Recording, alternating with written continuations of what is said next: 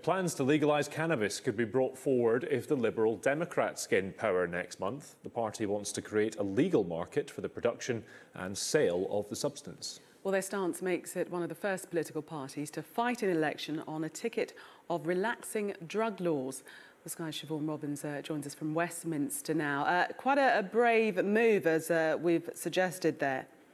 It is brave, but if you've been following the Liberal Democrats for years now, then you will know that this isn't a surprise for them. They have been fighting to legalise cannabis over several elections. And this plan would mean that cannabis would be legalised, sold and taxed. Now, it would be sold on the high street, but it wouldn't be a matter of popping into your local post office or corner shop to buy it. It would be only sold through licensed outlets. It would be very carefully regulated, and you'd have to be over 18 to get hold of it. And the Liberal Democrats believe that by doing this, they could raise around £1 billion worth of tax every year, which then could be pumped back into education and training around drugs. Now, they say that this is a way of keeping people who buy cannabis safe, as well as cracking down on criminal gangs. This is what Julian Hubbard said. He's the Liberal Democrat who's been pushing this forward. He says cannabis is freely available and widely used. It generates significant health problems and vast profits for organised crime.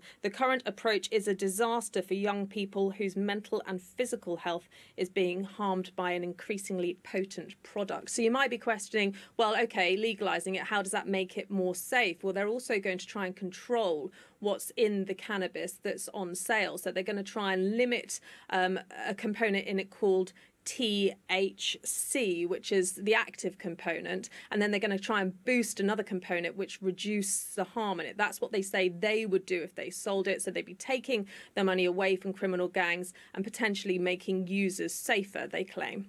So actually changing the constitution of cannabis as it's known in its current form?